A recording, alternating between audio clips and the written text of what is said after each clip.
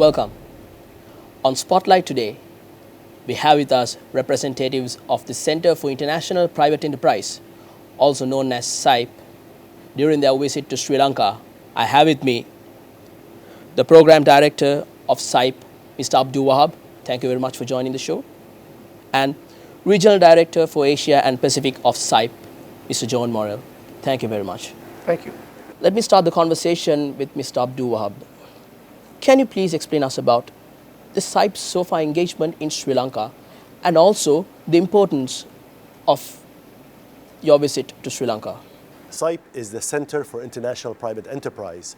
Like you said, the non-governmental organization that is unique, at least in our opinion, it's unique. It sits at the intersection of democracy and market reforms. It sits at the intersection of political and economic spheres. So we do a lot of programs on that straddle both areas. And we have programs in over 80 countries now around the world, based in Washington, but we have offices in about 20 countries now.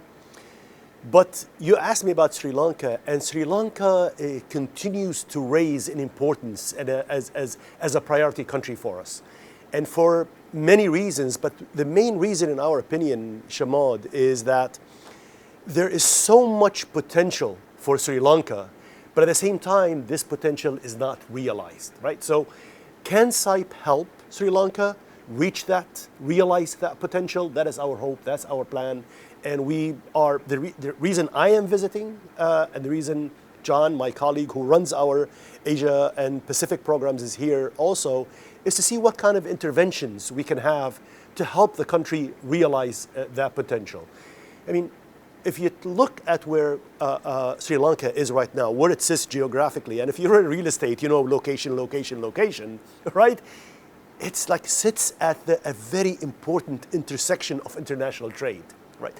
China, Far East, Southeast Asia, the Pacific, and you go all that Middle East markets, Africa, and through that to Europe, and then in your neighborhood, 3 to 4 billion potential consumers. Within a 5-hour flight. Within a 5-hour flight to everywhere. 4 billion people. 4 billion people within a 5-hour flight. Why isn't Sri Lanka realizing that potential? Hopefully we can have an opportunity to talk about that a little further. But again, Sri Lanka is an important country geographically. It's an important country geostrategically. It's an important country economically. We'll do whatever we can to help this country realize its potential.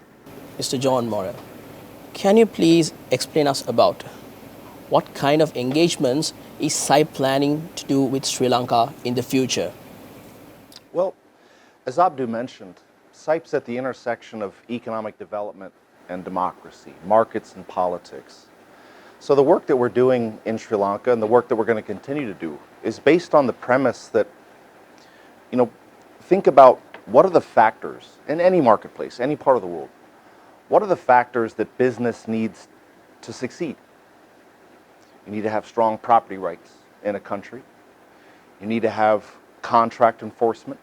You need to have an independent and effective judiciary. You need to have quality public services. You need to have the ability to petition your government for a redress of grievances. These are all factors that are necessary if businesses are going to thrive, if a country is going to attract investment. Well, these are the same factors that are necessary for democracy to work. Without these factors, you can't have a healthy market economy, and democracy can never really take root. So the work that we're doing here in Sri Lanka is focused on a few things. It's focused on really transparency and accountability, transparency and budgeting, so that the people of Sri Lanka can know how their government is spending their money.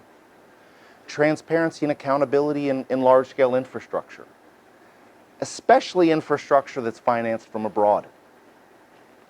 I mean, after all, large-scale infrastructure, it's a unique part of government services, because what is large-scale infrastructure? You live in it. You get your water from it. You get your electricity from it. You drive on it. And so if large-scale infrastructure is done right, it can reinforce democracy. It can reinforce effective government. But if large-scale infrastructure is planned and financed secretly, it can undermine a healthy economy. It can undermine democracy. So CIPE while we're based in Washington, D.C., we don't have an office here. We have personnel here, but we don't have an office here. Instead, CIPE forms joint ventures with local organizations, local chambers of commerce, local think tanks, local NGOs who know the country, who know what should be prioritized. And so following them, taking their lead, supporting their work, it's what CIPE's been doing in Sri Lanka for over 20 years. And it's what we're going to continue doing in Sri Lanka, hopefully, for the next 20 years. During the recent few months in Sri Lanka also amended the constitution to strengthen the parliament in order to improve more transparency, in order to strengthen the parliament and include and also introduce more reforms like committee systems. I mean, now, since CIPE is working on tackling corruption, can you please tell me, Mr. Abdu, can you please tell me about what are your observations on Sri Lanka and what developments are essential in Sri Lanka to tackle issues like corruption and bribery? That's an excellent question, Shamad, because we've been here a few days and we have learned a lot. We have learned a lot. And one of the most important things we learned in meeting with private sector, meeting with non-governmental organizations, working with international agencies, meeting with a lot of the experts, is that this seems to be an important window of opportunity for Sri Lanka. You went through that horrible crisis, not just COVID, the horrible financial crisis that almost was like a meltdown, led to default, the devaluation of the currency, loss of jobs, brain drain and all of that. But there seems to be light at the end of that tunnel, and people see that as a potential to move forward and do better. And we find this opportunity where government, private sector, and civil society want to work better to improve the country. And what a fantastic opportunity that should not be lost. This is a place for us to be engaged, a time for the Sri Lankan business community to be engaged, and a time where everybody agrees corruption is such a huge problem. Is there something we can do about it? One of the programs we have at CIPE, led by the center that my colleague John mentioned, the Anti-Corruption and Governance Center, is a rapid response to corruption. So when we find an opportunity like this and there's an area where we can engage, we use our own funds, our own resources to come in and try to help. And that's what we're considering to use right now, because this is the right time for Sri Lanka. And what do you also think about Sri Lanka's engagement with the International Monetary Fund? Recently, we also secured a $2.9 billion bailout package. What can CIPE basically say about Sri Lanka's engagement with the IMF? Yes, there are two ways to see this, and I'll ask my colleague John to add. He's the economist and he's the expert on this and the expert on the IMF. So I'll ask him to add on this if he doesn't mind. But there are two ways to see this. One is, this is an international organization, bilateral organization, multilateral organization that's coming to us and saying, and forcing us to do certain things so they can give us money. That's one way, and to make you angry and to make you push back. Another is to see this an opportunity and an action forcing event that would put the people of Sri Lanka together, government, private sector, civil society, to say, what an opportunity for us to use these conditions to improve Sri Lanka and move forward. And use these funds that were approved for extension from the IMF to allow the economy of Sri Lanka to improve and to give you access to international markets for finance. You don't have to be limited just to the IMF. There are funds and there are potential investors that want to come to Sri Lanka, but they are, like John said, they see the risks too high. If you can use this and leverage the IMF loans and the IMF extension to improve the environment in Sri Lanka, there will be a lot of foreign direct investment coming in, and there will be a lot of opportunities for the government to borrow money at better rates abroad. I don't know if you agree with that, John. There's an expression in the United States, this ain't my first rodeo. And I think Sri Lanka, I believe, this is the country's 17th loan from the IMF. So there have been action forcing events in the past. One thing that makes this, like you said, just last week, I believe, is when the loan was finalized. The money's now flowing. Hopefully by about the year 2024 or 2025, Sri Lanka should be able to begin borrowing in the credit markets. They'll have bond issuances, to have private creditors. But one thing that Sri Lanka was able to do in negotiating with the IMF, China, the Exim Bank out of China, agreed to restructure its debt, effectively agreeing to about a 24-month payment moratorium. Now, I'm an American, I'm a guest in Sri Lanka. Sri Lanka has extensive business ties and political ties with China, as is Sri Lanka's sovereign right. China can be a tough creditor. And so the IMF was very reluctant to extend credit to Sri Lanka if all Sri Lanka was going to do would be to borrow money from the IMF to pay off their loans to China. So the government very adroitly negotiated this, was able to agree to was able to get the Chinese creditors to agree to a restructure. And so while this isn't the first bailout that Sri Lanka has needed from the IMF, there is reason for optimism that it could be the last. And also about the structural reforms. Now Sri Lanka is now planning to restructure some of its state-owned enterprises, which were also making a loss, and some also are making profit. So what is your view about this? What is the CIPE's view about this restructuring, the whole restructuring of the state-owned enterprises? There are so many different directions this can go. And if you see experiences around the world, Russia comes to mind immediately, where privatization of state-owned enterprises led to an oligarchic class that ruined the Russian economy and created, again, a class of people who are super, ultra wealthy to the detriment of the local economy. And there's the other way, the healthy way to go through it, which is to make sure that the state-owned enterprises are corporatized first. So through corporate governance, to make sure that these state-owned enterprises are healthy, are run properly, and then are sold in transparent, open way, with people compete for them as the proper value for that asset, right?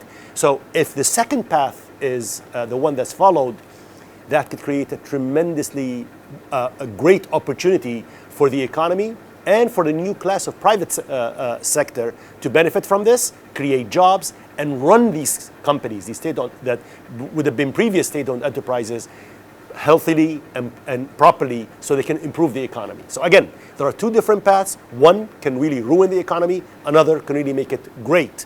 Let's hope we pick the second one. And it's not something, I don't envy the Wickremesinghe government, because reforming state-owned enterprises, oh man, what a task, is hard. What a task. It's hard. It's politically fraught.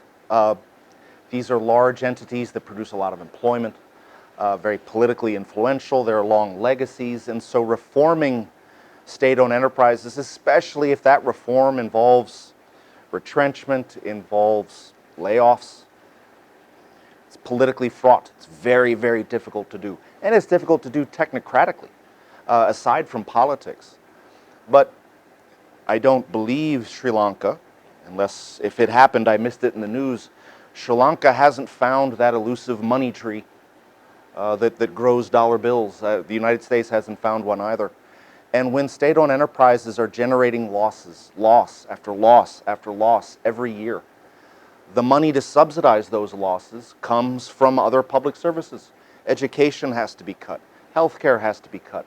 Higher education has to be cut in order to subsidize the losses of state-owned enterprises. As Abdu mentioned, it's not a matter of divesting state-owned enterprises where the government can't maintain equity shares in companies. Governments all over the world, Europe, the governments own shares in companies.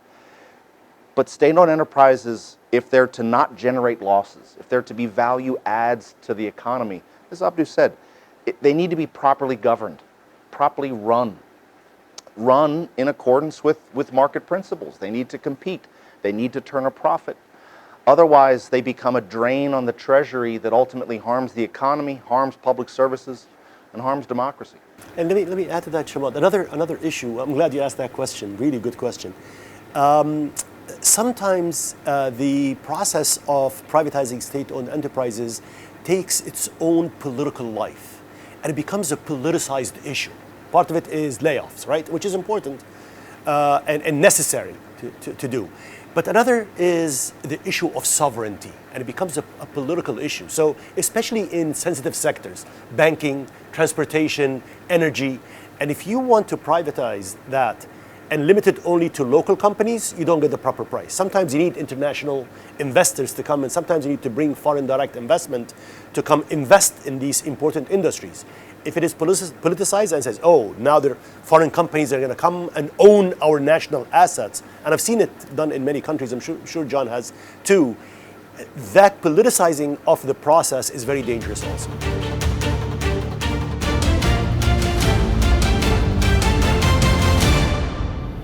If I ask this question from Mr. John. Now, Sri Lankan government, headed by President Ranil Wickremesinghe, is now planning to adopt a social market economy model. At the moment, Sri Lanka is a mixed economy. So, is this social market economy model attainable, or Sri Lanka should continue with the mixed economy? The labels really aren't particularly significant. Labels have to do with politics.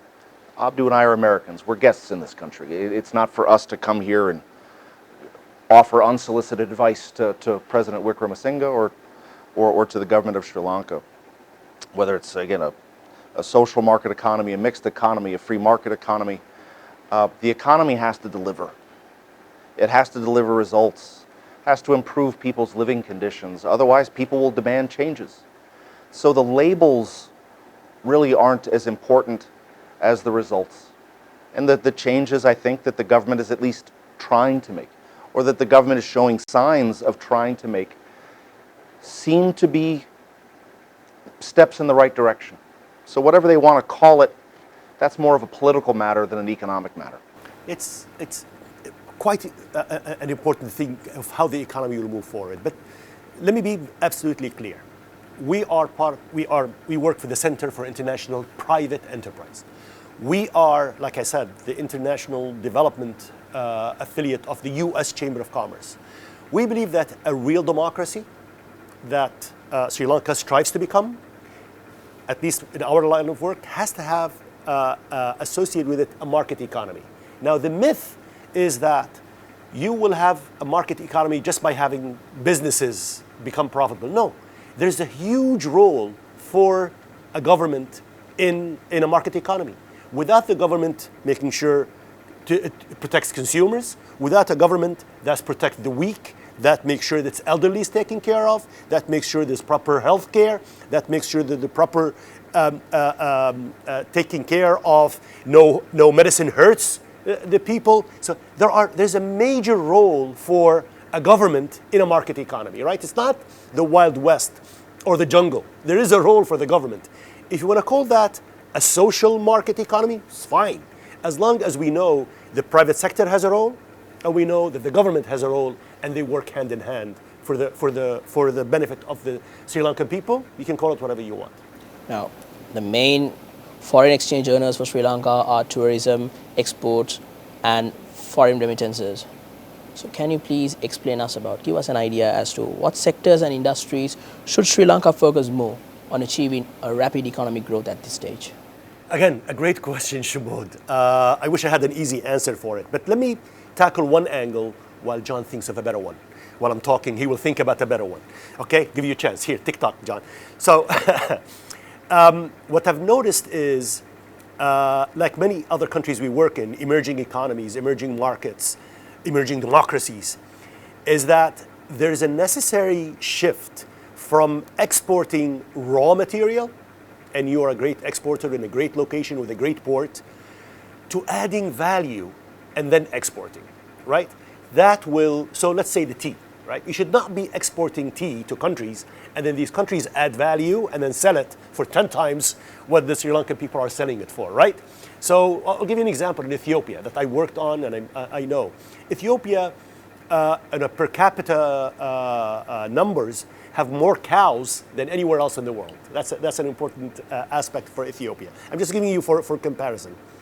They export leather from cows, and then somebody makes them into Louis Vuitton bags, right? And sell that piece of leather for like 100 times, if not 1,000 times more than the piece of leather that was exported from Ethiopia. Now they're waking up to that and adding value to the leather that's generated in Ethiopia and selling bags and shoes and everything else outside. In my opinion, that's what we should focus on here in Sri Lanka. One angle, there's a lot of things to focus on, but can we make that location for us, right? Logistics, exports, all of that, but add value first, Sri Lankan value, and then make that campaign made in Sri Lanka, make it a beautiful thing, and then sell it outside. Boy, I would invest in it. That would be something great for all of us to be proud of, and then sell it outside. I don't know what you think about that, John. I mean, the sectors that you mentioned, tourism, commodity exports, remittances, valuable sources of foreign exchange, also volatile, subject to not just market forces in Sri Lanka, market forces globally. And influenced by, and this may sound funny to talk about a country this way, a country's brand. What is Sri Lanka's brand around the world? And in industries that Sri Lanka is positioned to capitalize on are industries that take advantage of the skilled workforce here. I don't even know if this is widely publicized in Sri Lanka. The literacy rate in Sri Lanka is 92%, as calculated by the World Bank and the IMF. It's one of the highest rates of any emerging market country on earth, 92%. 20 points higher than in India, 30 points higher than in Bangladesh or Nepal. So much so that one of Sri Lanka's top exports right now are people. There's a brain drain happening right now outside of Sri Lanka, in particular in the tech sector. And so an element of the country's brand that the country's positioned to capitalize on is a uniquely high-skilled workforce. And the industries that capitalize on that are the industries that are going to help drive rapid economic growth going into the future. Can you also explain us about what is SIPE's view on the investment climate of Sri Lanka?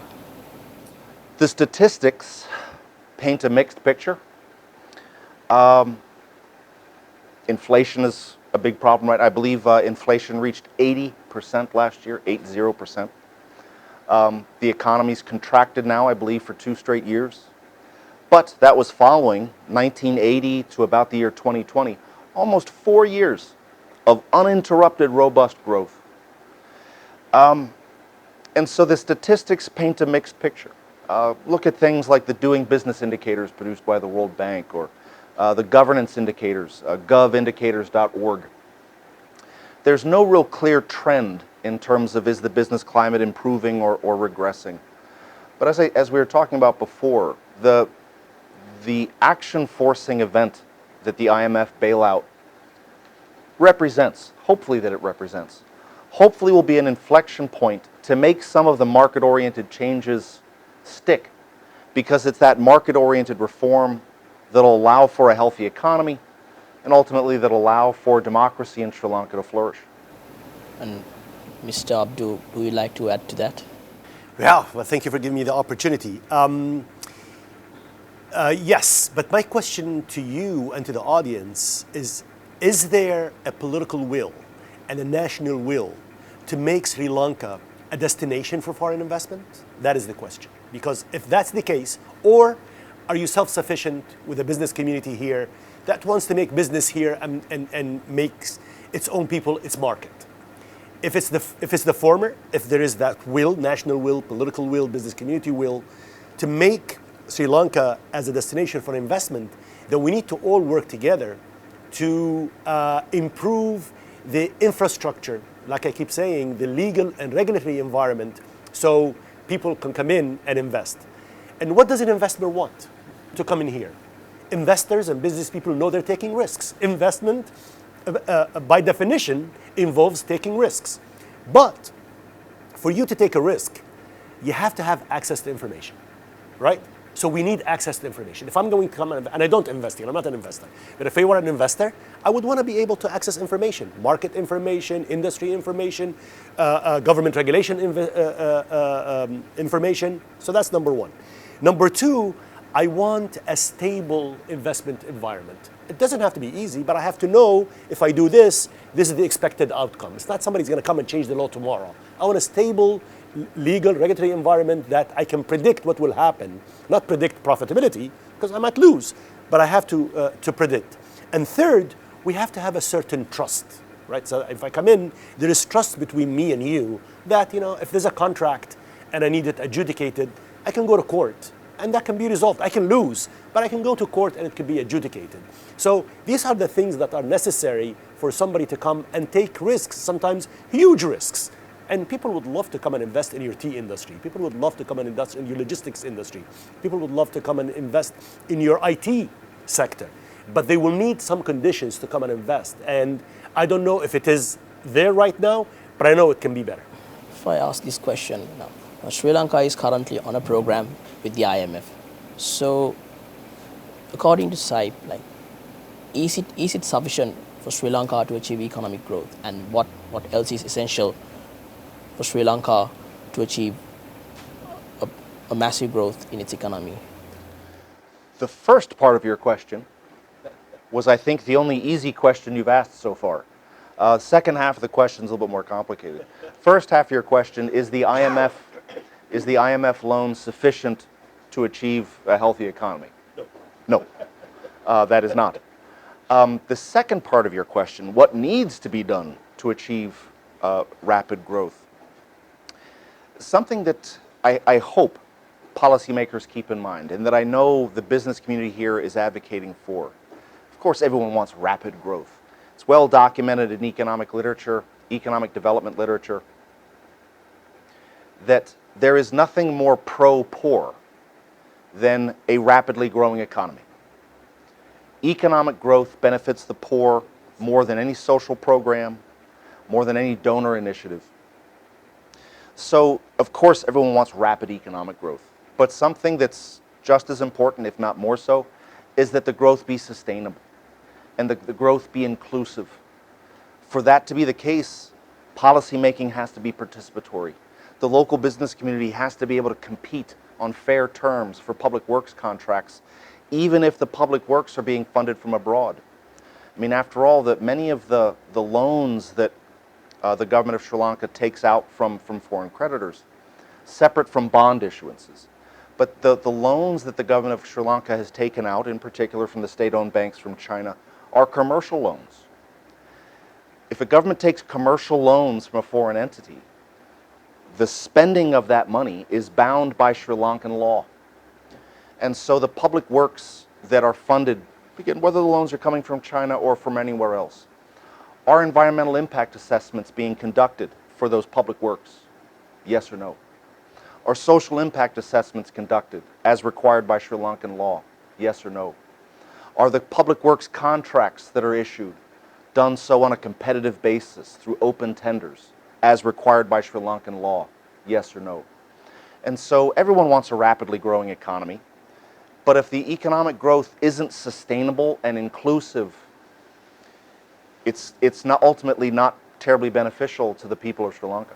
Yeah, remember, sustainable and inclusive, right? These are two important words. And if I can take a step back, again, the question, excellent question on the issue is the IMF loan sufficient?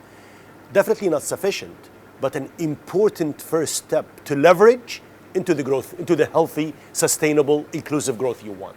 Will it be benefited that way? That's a question for you and for the Sri Lankan government.